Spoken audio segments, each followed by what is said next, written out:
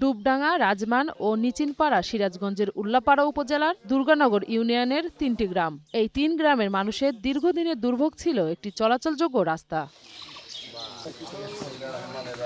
স্থানীয়রা জানান, পাকা সড়ক না থাকায় বর্ষা মৌসুমে চলাচলের অনুপযোগী হয়ে পড়ে পুরো এলাকা। বারবার আবেদনের পরও সড়ক নির্মাণের কোনো উদ্যোগ নেওয়া হয়নি বলে জানান তারা। আমরা দীর্ঘদিন বসবাস করতেছি, রাস্তাঘাট অনুন্নত, আজ পর্যন্ত এখানে রাস্তাঘাটের উন্নয়ন হয় নাই।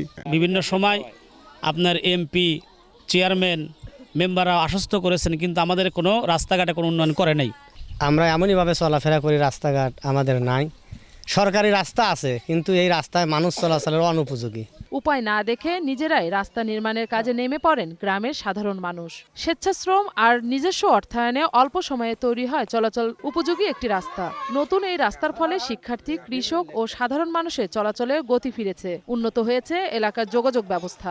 ধনী গরিব সকলের পকেট থেকে আমরা কিছু অর্থ সংগ্রহ করে আমরা একটা রাস্তা আমরা নতুন উদ্বোধন করেছি।